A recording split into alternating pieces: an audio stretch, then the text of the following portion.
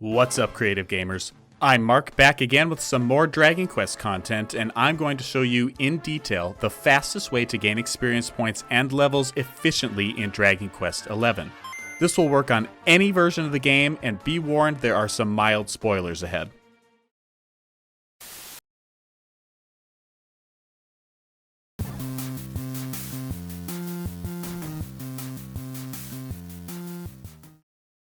First, ensure you have everything necessary. You'll need the hero and Rab, for which it's optional but helpful to know the spell Snooze, which Rab learns at level 32 and the hero at level 40. I recommend the hero know Pep Up from his character builder as well. You'll need Jade with the spear equipped and Lightning Thrust learned from her character builder. Thunder Thrust will work as well. Eric should know Critical Claim from his character builder. Hendrik should have an axe equipped and know the ability Hatchet Man. Also use Sylvando with a knife, and it's also helpful if he knows the spell Acceleratle learned at level 15. Go ahead and enter a battle with an enemy that won't run away with the hero, Jade, and Eric all pepped up. If you can find a battle that starts with a mix of metal monsters and normal monsters, that's the ideal situation to maximize the experience potential. Defeat the metal monsters immediately and leave the others. Use the pep power Hallelujah with the hero, Jade, and Eric, which always works and increases the amount of experience you'll earn from the active battle at random by 1.5 to 3 times. It also increases the gold you'll receive and guarantees the enemies will drop items. Hallelujah is unlocked automatically when you have the appropriate characters in your party. Now you'll need to spend time pepping up the hero, Jade, and Sylvando for the next pep move, Electrolyte. Optional to pep up Rab in preparation to use Dirge of Dundrizzle. Becoming pepped up is basically based on how many turns in battle a character has. Defend or ensure enemies won't flee with Sleep and Beguile attacks as you circle through battle until the party is pepped. If a hero knows the Pep Up ability, you can use that to pep him up on any of his turns. You can also use Pep Pip and Pep Pop items to pep up the active characters instantly and save time. Note that those items are rare and can only be used once. Once they are all pepped up, use Sylvando to cast Acceleratle. It's most beneficial to use it on Jade, Eric, Rab, and Hendrik to help ensure they have their turns before the upcoming metal enemies can flee. You can put characters in the back line and they will not lose their pep or acceleration. With the hero, Jade, and Sylvando pepped, use the Electrolyte pep power, which has a 50-50 chance of making a group of metal monsters replace the monsters currently in the battle. Electrolyte is unlocked automatically when you have the appropriate characters in your party.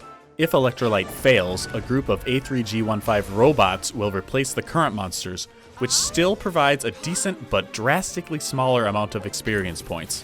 We're of course hoping for the metal slimes.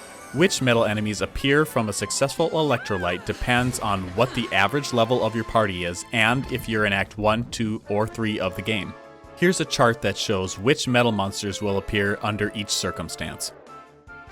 At this point it's optional, but extremely helpful, to bring in a pepped up Rab and use the Dirge of Dundrizzle pep power.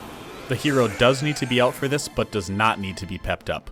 This has a high probability to put all enemies to sleep, including metal monsters. And now it's time for the real action.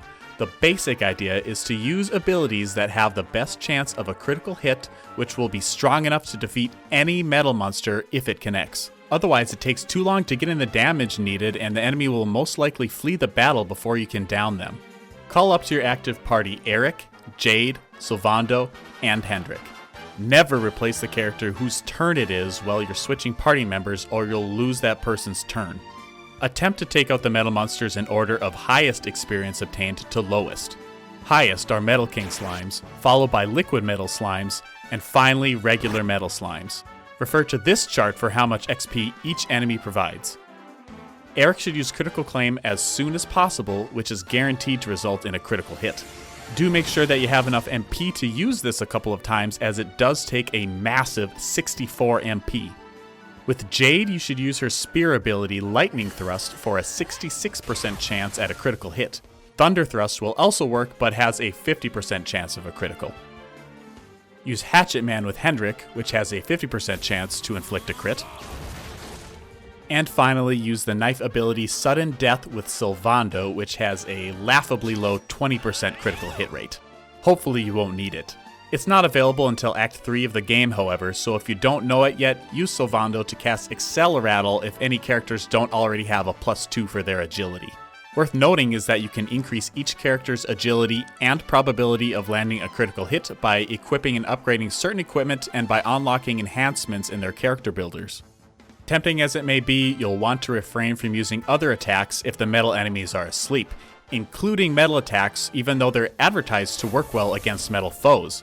Keep in mind that a regular hit has a good chance to wake them up, and they can't flee battle if they're asleep. And that's that. Now it's time to reap your rewards. Myself, I've gotten about 1,000,000 XP from just one of these battles before in the later part of the game, which is enough even then for each character to gain several levels. Well, I hope you found this guide helpful. If you have any other tips to gain experience quickly in Dragon Quest XI, make sure to share them in the comments. And remember to join the Kreative community by subscribing to Kreative Games for more content on video games and Dragon Quest, and check out Kreative Games on Instagram and Twitch too. Remember to spice up your life with a variety of games, and we'll see you next time.